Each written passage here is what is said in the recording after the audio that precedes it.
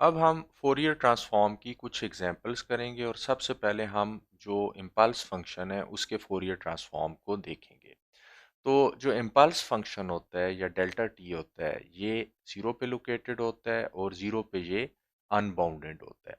अब अगर इस इम्पल्स को हम किसी फंक्शन से मल्टीप्लाई करते हैं, जैसे वाई ऑफ टी से मल्टीप्लाई करते हैं डेल्टा टी को, तो एज अ रिज़ल्ट हमारे पास डेल्टा टी इंटू जो इस फंक्शन वाई ऑफ टी की वैल्यू ज़ीरो पे है वो आ जाएगी, क्योंकि बाकी जो वैल्यूज़ हैं वो ज़ीरो से मल्टीप्लाई होके ज़ीरो हो जाएंगी, क्योंकि ज़ीरो के अलावा डेल्टा टी बाकी जगहों पे ज़ीरो है।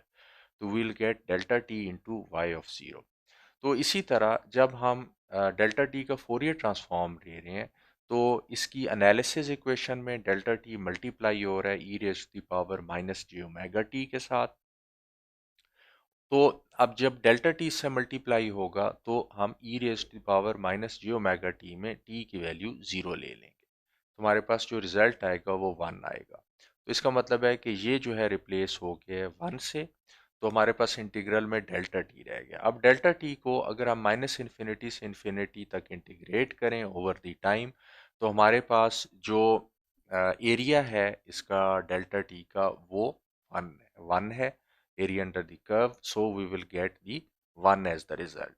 सो आपके जो इम्पल्स फंक्शन है उसका जो फोरियर ट्रांसफॉर्म होता है वो वन होता है। और इसी तरह अगर हम डेल्टा टी को सिंथेसिस इक्वेशन की फॉर्म में लिखें, तो सिंथेसिस इक्वेशन का ये वाला फार्मूला है, सॉरी, इसका ये वाला फार्मूला है ऊपर वाला, x of t is equal to one over two pi into this thing. तो इस सूरत में यहाँ भी delta t would be one over two pi into integral of one, जो कि फोरियर ट्रांसफॉर्म है डेल्टा का, into e raise to power j omega t into d omega. तो ये सिंथेसिस इक्वेशन बन गई। अच्छा, अब अगर हम डेल्टा टी की बजाय डेल्टा टी को शिफ्ट कर दें, यानी डेल्टा टी जो है वो ज़ीरो पे नहीं लोकेटेड बल्कि डेल्टा टी जो है वो टी नॉट पे लोकेटेड है, so this is delta of t minus t not. तो इसका जब हम फोरियर ट्रांसफॉर्म लेंगे तो इसको मल्टीप्लाई करेंगे e raise to power minus j omega t के साथ। तो इस सूरत में बेसिकली जो हम e raise to power minus j omega t की वैल्यू लेंगे वो टी नॉट पे लेंगे, क्योंकि अगर किसी फंक्शन को हम इस तरह की इम्पल्स से मल्टीप्लाई कर रहे हैं वाई ऑफ टी पे, तो प्रोडक्ट में वाई की वैल्यू जो ज़ीरो होगी वो सिर्फ टी नॉट पे ज़ीरो नहीं होगी, बाकी वे जगहों पे वो ज़ीरो होगी। तो y of t naught into delta of t minus t naught जो है वो हमारे पास प्रोडक्ट आ रहा है। तो इसीलिए इसके अंदर हम जो है वो टी की वैल्यू टी नॉट ले लेंगे। और फिर जब हम इंटीग्रेट करेंगे, अब चूंकि ये चीज़ कांस्टेंट हो गई है e raise to power minus g omega t naught, क्योंकि टी की वैल्यू हमने एक वैल्यू दे दी है टी नॉट, तो ये कांस्टेंट हो जाएगा। तो ये कांस्टेंट इंटीग्रल से बाहर निकल आएगा।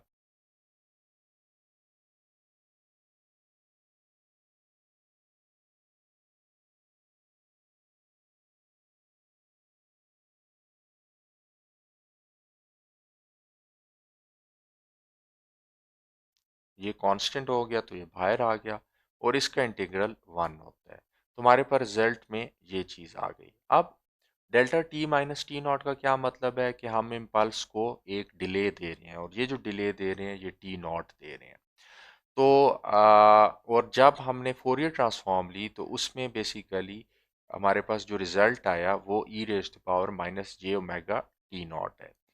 तो और इसके साथ एक वन भी है, वन इंटू हम कह सकते हैं e raise to power minus j omega t naught है। तो जब हमने डेल्टा ऑफ टी का फोरियर ट्रांसफॉर्म लिया था तो रिजल्ट वन आया था, और जब हमने delta of t minus t naught का फोरियर ट्रांसफॉर्म लिया है तो रिजल्ट जो है one into e raise to power minus j omega t naught आया। अब ये e raise to power minus j omega t naught क्या चीज़ है? Basically it is the phase, omega t naught phase है। तो इसका मतलब ये हुआ कि जब हम डेल्टा टी को डिले दे रहे हैं टी नॉट सेकेंड्स का या टाइम यूनिट्स का, तो रिजल्ट में हमारे पास जो फोरियर ट्रांसफॉर्म था जो कि वन था, उसके फेज में भी चेंज मिल रहा है। और वो फेज, और फेज में कितना चेंज मिल रहा है? वो हमारे पास ओमेगा टी नॉट फेज में चेंज मिल रहा है। और ये चीज़ काफ़ी लॉजिकल है। फॉर एग्जांपल अगर आप एक वेव फॉर्म ट्रांसमिट कर रहे हैं ट्रांसमीटर से रिसीवर की तरफ, तो रिसीवर पे ये डिले होके पहुंचेगी। तो रिसीवर पे हो सकता है कि आप ये जब पहुंचे वेव फॉर्म तो ये इस तरह की वेव फॉर्म हो, यानी अभी ये वाला पोर्शन रिसीवर पे रिसीव नहीं हुआ। तो जो आपका डिले होता है जो कि यहाँ पे प्रोपगेशन की वजह से है ट्रांसमीटर से रिसीवर तक सिग्नल के पहुंचने के, वो ट्रांसलेट हो गया है फेज चेंज के अंदर। अब मैं रेक्टेंगुलर पल्स का फोरियर ट्रांसफॉर्म लूंगा और ये जो रेक्टेंगुलर पल्स है ये माइनस कैपिटल टी वन से कैपिटल टी वन तक इसकी वैल्यू वन है और उसके बाद इसकी वैल्यू ज़ीरो है पॉजिटिव साइड पे भी और नेगेटिव साइड पे भी। तो अब फोरियर ट्रांसफॉर्म लेने के लिए मैं जो इक्वेशन यूज़ करूंगा वो एनालिसिस इक्वेशन है और इसके अंदर मैं इंटीग्रेट कर रहा हूँ एक्स ऑफ टी को after multiplying it with e raised to power minus j omega t, और limits of integration minus infinity से इन्फिनिटी तक है।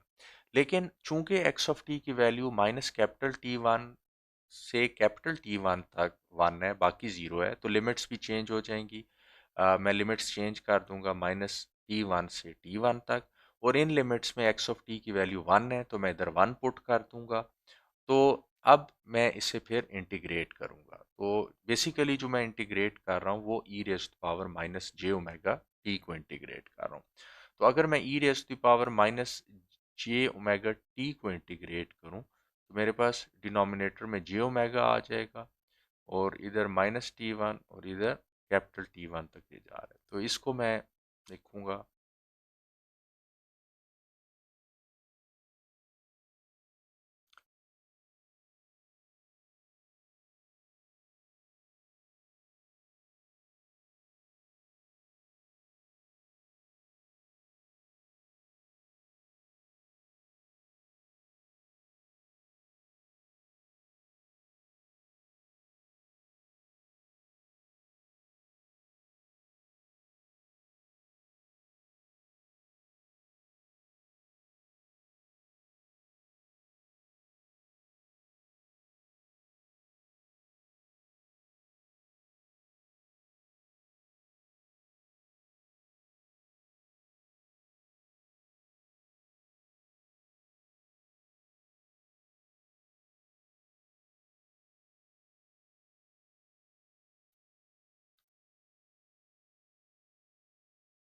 और इसे अगर मैं कैपिटल टी से मल्टीप्लाई करूं और डिवाइड करूं और टू टी वन से भी मल्टीप्लाई करूं और डिवाइड करूं,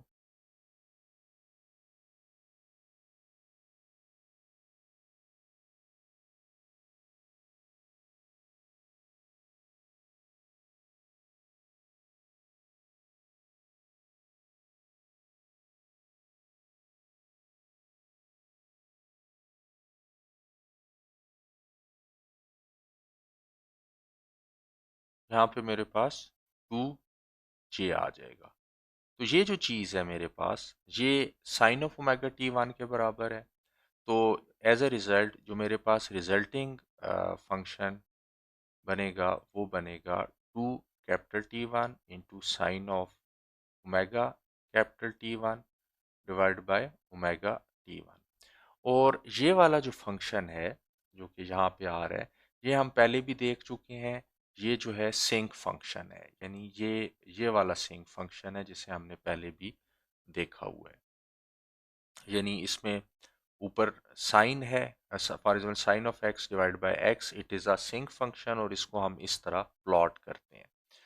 तो यहाँ पे जब जो है ये चीज़ आएगी तो मेरे पास एक सिंक फंक्शन आ जाएगा और सिंक फंक्शन का प्लॉट इस तरह का होगा। और इसमें जो है जो इसके ज़ीरोज़ आएंगे वो पाई ओवर टी वन और minus pi over t one पे आएगा। जो अगला ज़ीरो आएगा वो two pi over t one पे आएगा, उससे अगला जो है वो three pi over t one पे आएगा एंड सो ऑन। तो इसकी जो प्लॉटिंग से मुतलिक है कि कहाँ पे ज़ीरो आएगा और वो हम पहले देख चुके हैं जब हमने सिंक फंक्शन को डिस्कस किया था। तो जब भी आपकी स्क्वायर पल्स होगी तो उसका फोरियर ट्रांसफॉर्म जो है वो सिंक पल्स बनेगी, और ये बहुत इंपॉर्टेंट रिजल्ट है। जैसे फॉर एग्जांपल जब आप डिजिटल कम्युनिकेशन की बात करते हैं तो उसमें आपने अगर जीरोज़ और वन को भेजना है तो वन को फॉर एग्जांपल हम इस तरह की पल्स से रिप्रेजेंट कर रहे हैं और ज़ीरो को हम इस तरह की पल्स से रिप्रेजेंट कर रहे हैं।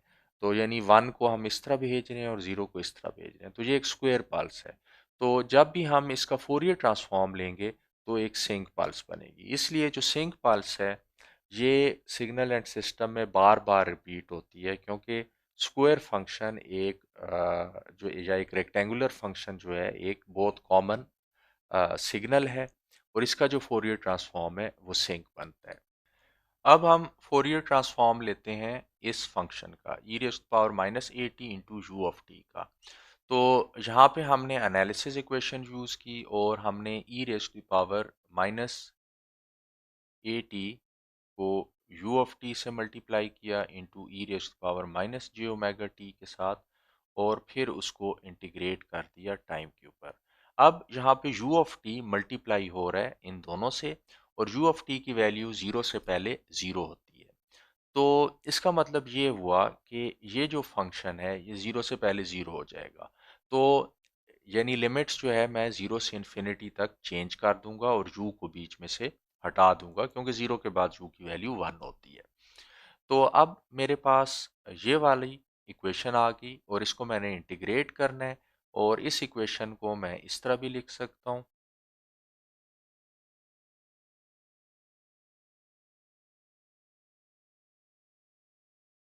यानी ये इन दोनों को एक्सपोनेंट्स को मैंने ऐड कर दिया एक दूसरे में। और जब मैं इसे इंटीग्रेट करूँगा ज़ीरो से टी पे, तो मेरे पास जो है ये डिनोमिनेटर में माइनस वन ओवर ए प्लस जे ओमेगा आ जाएगा।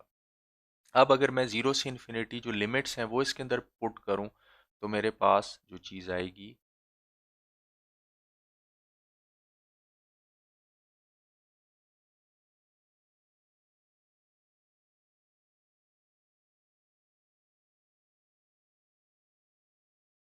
ये हो जाएगा। तो ये जो चीज़ है ये ज़ीरो हो जाएगी और ये चीज़ जो है वो वन हो जाएगी। तो मेरे पास जो फोरियर ट्रांसफॉर्म आया वो ये आया। तो ये कॉम्प्लेक्स फोरियर ट्रांसफॉर्म है, और कॉम्प्लेक्स नंबर्स के अंदर एक मैग्नीट्यूड होता है और एक फेज होता है। यानी इसको मैं मैग्नीट्यूड और फेज की सूरत में भी लिख सकता हूँ। यानी मैं ऐसा लिख सकता हूँ,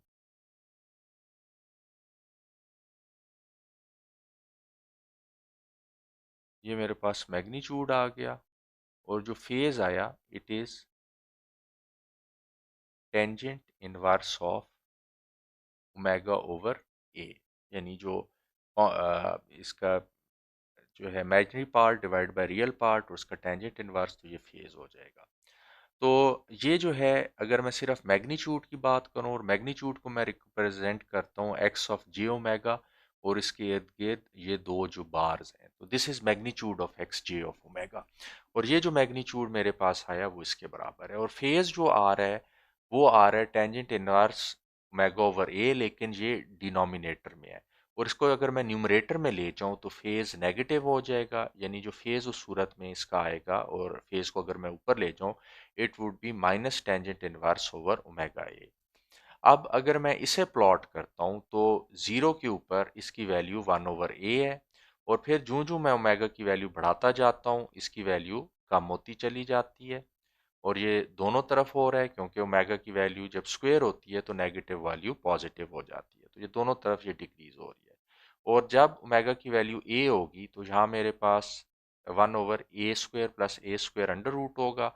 यानी इसका मतलब ये होगा कि it is equal to one over two a, और अंडर रूट टू को अगर मैं मल्टीप्लाई और डिवाइड कर दूं तो इधर आ जाएगा अंडर रूट टू और इधर टू आ जाएगा, मेरे पास ये चीज़ आ जाएगी under root two over two ए।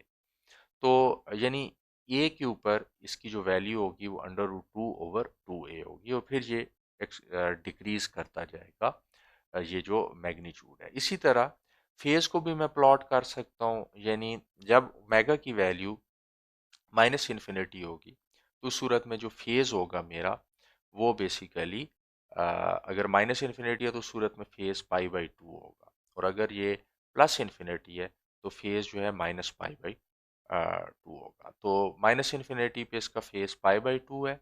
फिर ये डिक्रीज़ होना शुरू करता है with the decrease in the value of omega. और जब मैं ओमेगा की वैल्यू जो है माइनस ए पुट करूँगा तो ए और ए कट जाएंगे, 1 हो जाएगा और माइनस प्लस हो जाएगा, तो it would be pi by 4। और जब ओमेगा की वैल्यू 0 होगी तो फेज 0 हो जाएगा और फिर ए पे माइनस पाई बाई 4 हो जाएगा। और जब ओमेगा इन्फिनिटी होगा तो ये पाई बाई 2 हो जाएगा।